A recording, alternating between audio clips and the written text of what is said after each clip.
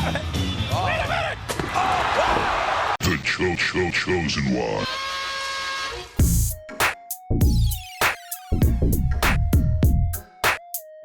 Well, hey, what's this? Another Classic Rumble pay-per-view review? Don't mind if I do. Well, of course, if you're looking at the title of this video, longtime fans of the channel might know that way back in 2018, I actually did review the 2001 Royal Rumble, but as is the case with many of my videos here on this channel over the years, this one got blocked a long time ago due to the usual things, copyright violations, the wrong clip, or the clip that's too long, going in the wrong place, what have you. So for a long time, we here at Wregret HQ have been spending time in the little editor function for the content creators to take little snips and cuts of the original review, trying to make good and trying to get rid of all the offensive bits the algorithm said, oh, you can't do that. But after months and months of trying to make these little cuts to get it unblocked and monetized again, after playing what is quite frankly a stupid game of content ID whack-a-mole over what's been at least a year at this point, it's gotten to the point now where this video is completely unwatchable. And I'm not just talking about my lack of energy narrating everything here.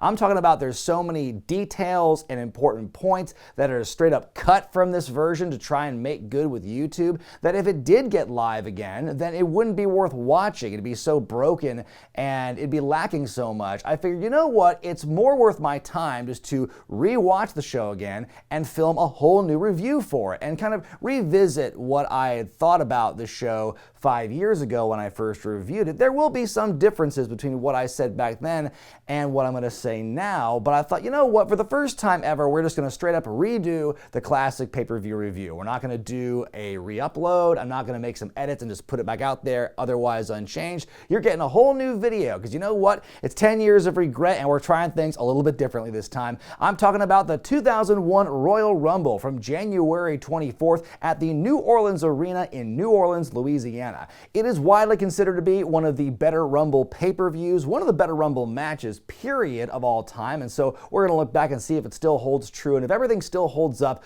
22 years later. Of course, this is early 2001. Things couldn't be better or hotter for the World Wrestling Federation at this time. WCW and ECW are circling the drain. The Federation is doing better than ever before. They're going public. Hey, the XFL's coming soon. What could go wrong with that? And of course, we are hurtling toward WrestleMania 17, which is, of course, the be-all, end-all of WrestleManias for many people. It's considered one of the defining moments of that year. And, of course, this show is just kind of setting things up for what's going to happen at that show. So let's dive right in. We get an epic opening package here, talking about the importance of the Rumble match and the path to ultimate glory. The narrator calling these men championship junkies, fixated on victory. I will say that every once in a while in the Attitude Era, a lot of these more historical shows like the Royal Rumble, King of the Ring, WrestleMania, it feels like when you watch the hype packages for the shows around this time, there is this decided lack of emphasis on like the importance of these things and the historical nature of these things. But I think that kind of ties into a much broader cultural thing going on in the Federation that time where they were really trying to embrace the new and the young and the hip and really casting off anything that was considered like old and not of the time. It's kind of like a new generation, but even more so. I think that was something that really separated the Federation at the time from any other version of that company now, is because that total lack of adherence to history. But when you see them talking about the glory of the Rumble match here, it does kind of warm the cockles of your heart. 17,137 folks packed the New Orleans Arena. 625,000 pay-per-view buys makes this third of all time for the Rumble. Jim Ross and Jerry Lawler are on commentary, and of course, we gotta check in with WWF New York. Your opening matchup for the Tag Team Championships as Edge and Christian defend against the Dudleys and their concussions. Yes, this was the time when we just didn't really know as a culture about the severity and the seriousness of repeat concussions and trying to work through concussions, but that was basically everything this storyline was about, was that Edge and Christian just kept hitting old Bubba and Devon with chairs, and they were all so woozy, but they kept fighting these concussions and fighting through the challenge for the belts. Back in the old review of this show, I was kind of harsh on the treatment of concussions. Oh, how dare they, this and that. Now I kind of look back back at it. I watched this match, and it's just more funny to me, them trying to make an angle out of these concussions, and ooh, every time you do a move, you gotta sell the head. It's I kind of compare it to looking at old cigarette ads from like newspapers and magazines back in the day, and the old TV commercials for cigarettes talking about how good they were for you. We just didn't know back then, okay? The action starts out quickly. Do a move, sell the head. Do a move, sell the head. Christian with a cheap shot to the back of the head, and Devon goes down fast. ENC stands for evil and cheating, which allows them to work over Devon. A pile driver attempts, got Bubba screaming, no, no, no! But Devon counters and slingshots Edge into Christian. Referee missing the hot tag, classic misdirection. The champs bring out the chairs. The concerto attempt is ducked. Devon makes the tag to Bubba, big back body drop to Christian, and then some. Are we looking at future concussed champions? I love hearing Jerry mock the "what's up" by adding "not much." I never noticed that before. The crowd goes nuclear when the Dudleys get the tables out, but Christian cuts them off. A 3D attempt is thwarted by a spear and a DDT. We get a kick out. Edge and Christian try their own "what's up," but it gets thwarted in hilarious fashion. 3D to Edge, and the Dudleys and their scrambled brains win the tag team titles. This one gets 3 stars out of 5 for me. You know, the nature of the Rumble pay-per-views is there's not a whole lot of choices for what your opening match is going to be. There's not a whole lot of matches on the card because the Rumble itself takes so much time. So they had to be pretty selective in what match they wanted to start the show with. I think you could justify them starting with the ladder match, which we're going to get to next, but I think them starting with this match, the tag title match, is a good, safe bet. It's a clear face, a clear heel, the crowd is totally there for it, and it's a good story told. I think that, you know, good way to kick things off with the Dudleys and their horrific brain injuries overcoming the odds to win the belts back. Backstage, we see Triple H and Stephanie McMahon Helmsley. The H-Man wants to make sure that Stephanie's business with Trish Stratus does not interfere with the title match later on. In comes the man himself, the star of the Drew Carey show, and whose line is it anyway? It's Drew Carey. Of course, these two guys do have a history together. It was Triple H who appeared on Drew Carey's sitcom a little while before this, and so there's a great conversation here where Drew goes,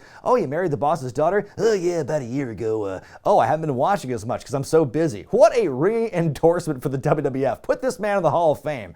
Drew plugs his improv pay-per-view coming up, and he wants to get an audience with Vince McMahon for advice, and Stephanie wants to set him up with Trish Stratus. Ooh, mischief! Elsewhere, the APA are playing cards backstage, and they want to play "Show me yours, I'll show you mine." Our Rumble numbers, that is. In comes Crash Holly, who tells the lads not to cross him in the Rumble, or ooh boy, they'll get what for. Up next, the ladder match for the Intercontinental Championship as Chris Benoit defends against Chris Jericho. These two have had a fierce physical rivalry going back several months at this point, which they show you in great detail in this admittedly kind of sparse hype package for the two of them. It's 90% action shots with like no talking. Then at the very back end, we finally get a line from Jericho and a line from Benoit. I think it could have been done a little bit better, but at least it conveys how physical and just how intense this feud has gotten, how these two have been trading submissions, just beating each other up hither and yon for a very long time now. So this feels like a big blowing off point for emotional value and also just for the physicality of their feud. These two lay into each other from the word go. Benoit throwing Jericho shoulder first into the post. Jericho goes for his triangle dropkick, but Benoit avoids it. Benoit is the first to grab the one and only ladder in this matchup. He beats up Jericho some more while he's at it. Jericho fights back, using the ladder as a battering ram on his opponent. He sets it up in the corner, but Jericho's thrown right into it. Jericho tit for tat, though, intercepting Benoit with a chair mid-dive to the outside. Jericho looks to smush Benoit with the ladder, but he misses. Benoit with a header of his own's got him back on top, rams Jericho into the ladder in the corner. It's Jericho's turn now. He's got Benoit stuck in the ladder by his leg, and they all go tumbling down. Good Lord. These two guys cannot stop hitting each other with the ladder. It is definitely a major component of this matchup. Whereas like Mania 10 and SummerSlam with Shawn Michaels and Razor Ramon, those two ladder matches where they tried to do as little as possible with the ladder, these guys are the complete opposite. Nope, basically the ladder is a third individual in a triple threat match with Benoit and Jericho. Benoit dumps Jericho backward and to the outside. What a bump. They fight their way to the top of the ladder. Then we get that iconic moment here, that modified Boston Crab or Walls of Jericho bent over the top. What a moment. What a visual. It's a bit contrived, but still it's a badass move. Jericho dumping Benoit, but he can't get the belt. He topples down. Benoit puts Jericho in the crossface. Chris is tapping, but it doesn't matter. Fighting over into the opposite corner. Jericho tries a superplex, but Benoit fights him off, goes for a diving headbutt off the top of the ladder, but Jericho moves, but soon it's Jericho's turn to take a big fall. Benoit's climbing, Jericho with the chair shots. Benoit falls out of the ring. Jericho grabs the belt and wins to regain the Intercontinental Championship. And I think if you're just looking for pure action to minute content, I think this is the match of the night, even more so than the Rumble match itself, which is iconic in its own right. But I think this also deserves a lot of love, because what the Hardys and Edge and Christian did for ladders for the tag team division and for multi-mans in general, Benoit and Jericho definitely upped the game for ladder matches in the singles realm. Absolutely. Like I said, it's the complete opposite of what you saw with Shawn and Razor, but it's just so exciting and so fun. And again, just for how integral the ladder is to the success of this particular match, it's amazing the ladder didn't break. And also, if you're going to have a gimmick match, you might as well utilize that gimmick to its fullest extent. Backstage, Drew Carey trying and failing to flirt with Trish Stratus. She shoots him down despite him having 2 shows. I mean, come on. Vince McMahon walks in and sees Drew horning in on his girl. Drew wants to know how to help promote that Improv All-Stars show, and Vince says the best way to do that is to participate in the Royal Rumble match. And boy, I can't wait to see what happens here. Elsewhere backstage, Billy Gunn imploring his friend Chyna to stay out of the title match with Ivory tonight because her neck still isn't good. The doctors say this and that, but Chyna says she doesn't care what the doctors say. She is ready to whoop on Ivory and tells Billy to worry about the Rumble match. Elsewhere backstage, Michael Cole's with the new Intercontinental Champion Chris Jericho, who says it looks like he proved Chris Benoit wrong. So up next, the 9th wonder of the world, Chyna, challenges for the Women's Championship for the first time in her career as she takes on Ivory of Right to Censor. Of course, the big story surrounding this was last year, Chyna hit this big career high point by appearing on the cover and in the pages of Playboy magazine, and it was a huge top seller. And of course, Right to Censor, those prudes, they didn't care for Chyna showing off the goodies in that magazine, so they felt the rational response was to try and break her neck. Back in December, we see Val Venus and Ivory work together with a spike pile driver on Chyna, and that lays her out, puts her in a neck brace and everything. They say that she has 3 ruptured discs from that attack, which isn't that 3 times the amount of ruptured discs that Chris Benoit had with his actual neck injury? One of the big points of this feud is that Chyna has this emotional interview, the sit down with Jim Ross, where she cries about her injury. Then Ivory and Val Venus thoroughly mock on television. Ivory offering to put her belt on the line against Chyna at the Rumble, assuming she'll just win by forfeit, but Chyna shows up and says she'll go after her, quote, precious little women's title, even though she is not 100%. Wow, way to put this belt over, Chyna. Chyna all over Ivory from the opening bell, just throwing the champ around pillar to post, knocking her out of the ring, picking her up like she was nothing. She brings Steven Richards in and out the hard way, resumes beating up Ivory, does the handspring elbow into the corner, but appears to re-aggravate her neck injury. She goes down like a ton of bricks. She is not moving as Ivory crawls over her to win and retain the championship. Then things get serious as Lawler leaves the announce desk to check on Chyna along with the officials and Billy Gunn. They spend a lot of time on this, stretching Chyna out of the ring as Jim Ross does the very serious, low, this is real voice. I give it a half star out of 5. I will give tons of credit to Ivory for the way she sold in this thing, selling the Chyna beaten like death, even after the point she's crawling over, and minutes after the match is over, she is acting like she got hit with 8 consecutive finishers. So, good on Ivory for really putting over just how strong and imposing Chyna is. And then, of course, the match gets very dark with that ending. I don't know if I have the energy or the level of care that I used to back in 2018 when I first reviewed this show, because I was all in a flutter and said, this is completely unacceptable. I don't believe that anymore. It's kind of the same way I feel about the concussion angle that we have earlier in this show, although my one real gripe about this is just, again, the way it's presented. If you're going to have injury angles, fine, have injury angles. Neck injuries, I guess, are on the table. That's kind of my thing about it, but it just seemed too close to how the Owen Hart stuff was treated, with the Jim Ross serious voice, Jerry Lawler getting up to check on her. I think if it was a different company, different players, a different announce team, I don't know if I would have the reaction to this that I do. It's hard to explain, and I know it's I want to try and apologize for that, but I think that's just kind of the way I feel. It's just too close to the bone, too similar to that. So that's my one real gripe with it. I'm not saying never do neck injuries. I'm not saying that. It's just the way they went about this.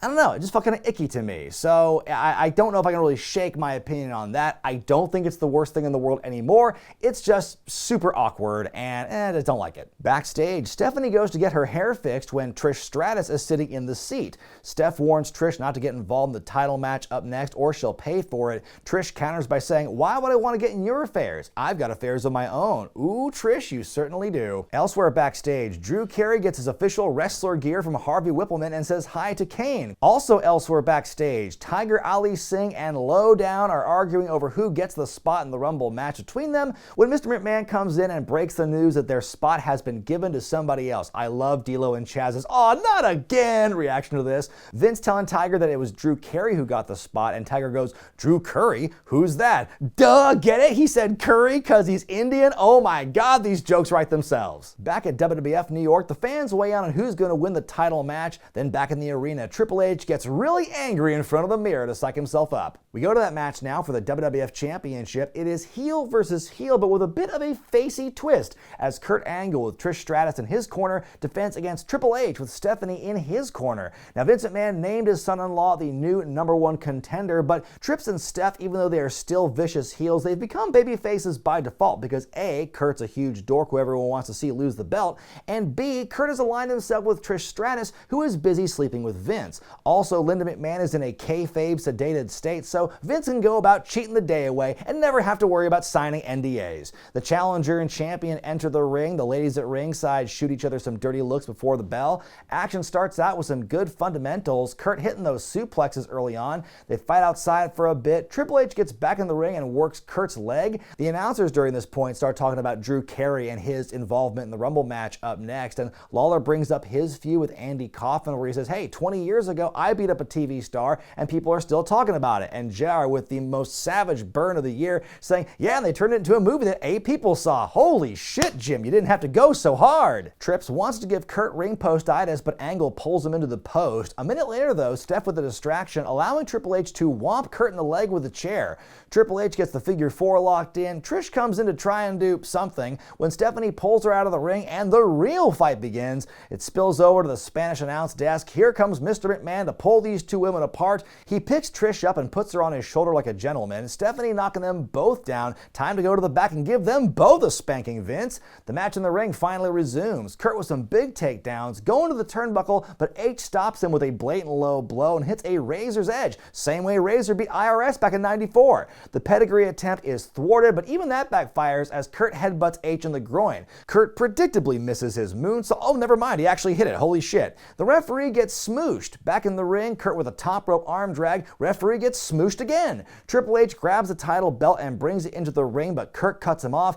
Goes to the belt shot, but Triple H hits the pedigree. There's no ref though. In comes Stone Cold Steve Austin, who beats up Triple H as revenge for what happened costing him a title match some weeks ago. He dinks him with the belt, follows up with a stunner. Kurt with a slow crawl, Earl with a slow count, but Kurt wins and retains. I give it 4 stars out of 5. This is a really fun match. I think it can't be overstated just how difficult it is to pull off like a heel versus heel matchup because the audience is going to naturally want to gravitate toward one or the other. And if you have two like actual heels in that, it's really difficult and it kind of can go flat. But I think they did a really good job building the story here with Triple H and Stephanie as this kind of sympathetic position because of what's going on with Vince and Trish, and that really plays well here. There are a lot of moving parts.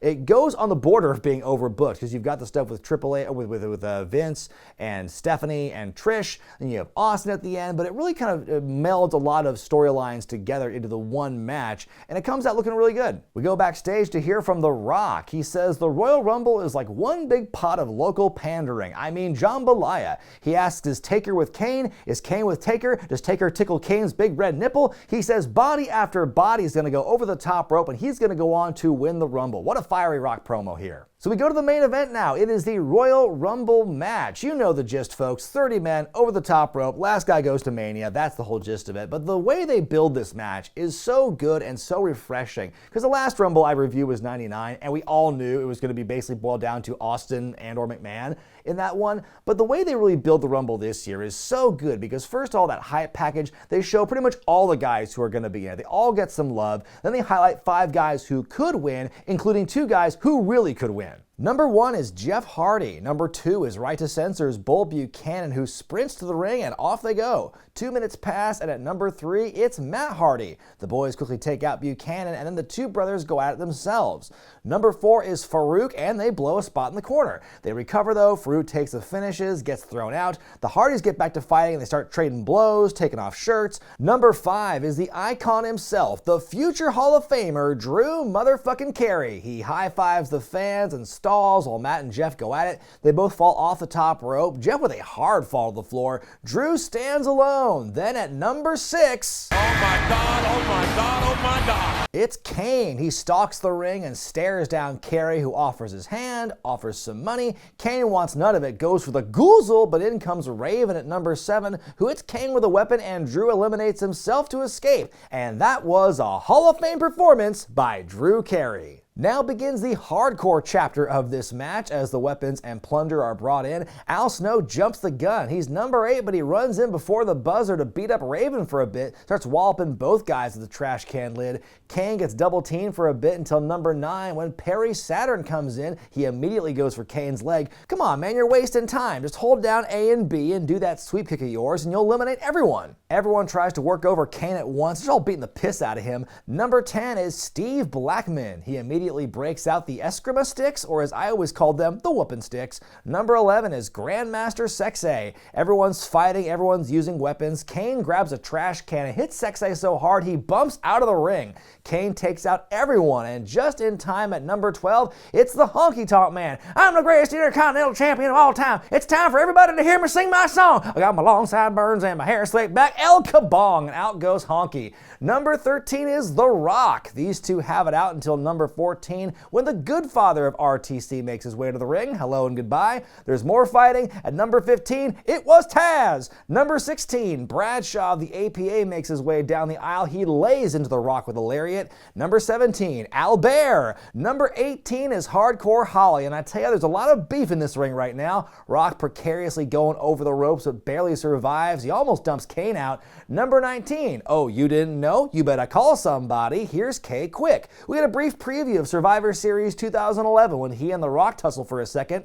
Number 20 is Val Venus of RTC. Number 21 is European champ Willie Reeves. Number 22 is Test, who goes right after Regal and takes him out. This would set up a title match for the two of them the next night on Raw. Test would beat Regal to become the new European champion. This was a way to write Regal off because he was having some issues with herniated discs in his back, so that's why he worked so short in the Rumble match as well. At number 23, well, it's the Big Show. That's right, the Big Show Paul White. Back after a 5-month absence from TV, he was exiled down to Ohio Valley Wrestling, told to get in shape. I guess whether he did or not, it's questionable, but he's back here now to a tremendous pop. He is choke slamming everyone here, goes for The Rock, but Rocky takes Show to Dick Kick City, knocks him out of the ring. Show dismantles the announce table and pulls The Rock out from the ring as Crash Holly enters at 24. A choke slam to The Rock on the announce table, and Big Show finally takes his leave. Everyone gangs up on Kane, but at number 25, let's keep it rolling for The Undertaker, who of course has to take his bike down there. Kane and Taker eliminate everyone else in the ring. We get a Brothers of Destruction stare down when at 26, here comes a very trepidatious Scotty 2 Hottie, and he is soon gone. Number 27, Stone Cold Steve Austin, who gets a massive pop. He makes his way down the ring, but then Triple H jumps him out of revenge for what happened earlier. Austin now bleeding profusely as the one Billy Gunn shows up at 28. At number 29, the former WCW Hardcore Champion as of like a week before this, Haku. He goes to work on The Undertaker and Kane. Meanwhile, Austin is still bleeding a whole heck of a lot. And finally, at number 30 is Rikishi, the bad man who last we saw him on the timeline got thrown off the top of the cell and landed gently into a nice bed of straw. He wakes up Austin, and now Stone Cold's in the ring. Austin eliminates Haku. Rikishi with the big kick. He takes out The Undertaker. Rikishi goes up for the bonsai, but he gets low blowed, and The Rock eliminates him. Then we hear The Undertaker riding his Harley off into the sunset off camera. Austin eliminates Billy Gunn for the second time in 3 years. We have our final 3 here. This epic stare down between The Rock and Austin. The place is coming unglued for it. They brawl. Austin blocks The Rock bottom attempt hits the stunner. Fez press on Kane. Kane is thrown out of the ring, but through the ropes, not above. Kane tries to dump the other two out, but only gets the Rock. We're down to Kane and Austin. Kane hits the choke slam, picks Austin up. Stone Cold takes Kane to Dick Kick City, or what JR calls an XFL-like punt. Kane brings in a chair here. He goes in for the kill, but Austin fights back, hits the stunner, 3 big old dinks to Kane's head, the clothesline. Austin eliminates Kane and wins the Rumble, the only man to have won it 3 times. And man, Kane sure got hit in the head a lot in this match, didn't he? I give it 4.5 stars out of 5. And needless to say, this match has definitely held up over the years. I think this is still an all-timer. I think it's the perfect combination of star power, of storytelling, of suspense and surprises and humor. All the things we love about Rumble matches is really here, and not one thing kind of dominates the other, I would say. I mean, give credit to Kane, because that dude is the MVP of this matchup. He was so good, and for a big guy like him to have lasted for as long as he did is truly a great performance, great work, and the fact he made it to the end was just a really cool story for him, and it's a lot better, I think, than the last Rumble match I reviewed, the 99 one, where that had its moments, but I felt there were fewer lull points in this one than in 99, and also this one has a lot more going for it, because like I said, in 99, you pretty much knew it was only going to be 1, maybe 2 different people who could win this thing, but at least in the 2001 Rumble, it was a bit more varied, more people got love and time to shine. Yeah, it still definitely holds up. Not much more else I can say about it. Well, it's no surprise that I give the 2001 Royal Rumble the same grade I gave it the last time I reviewed it in 2018, an A-. This show, I think it's even gotten better with age. I think every match, save for the Women's Championship match, really, they all hold up. They tell wildly different stories, but all in the best way possible. The ladder match, the tag title match, the WWF Championship match, all those told very different things. And I think that each person in those matches played their roles to perfection. The concussion stuff, I think it's silly now. The neck injury, take it or leave it, but I think everything else here still really holds up. It's a frenetic show, but like I said, it's in a good way. But what did you think of the 01 Rumble, folks? I want to hear about it in the comment section below. Be sure to give the video a thumbs up if you like it, and if you haven't yet, be sure to subscribe to the channel and click that bell icon down below. This is the first of what I'm sure will be many revisited classic pay-per-views down the line, because Lord knows there are other videos that have been blocked and have not been able to get unblocked despite my best efforts. So yeah, maybe down the line I will look at some of these twice, thrice blocked reviews and give them a whole new look, a whole new perspective years later, and give them a new take. But until then, folks, I'm Brian Zane, and I'll see you next time.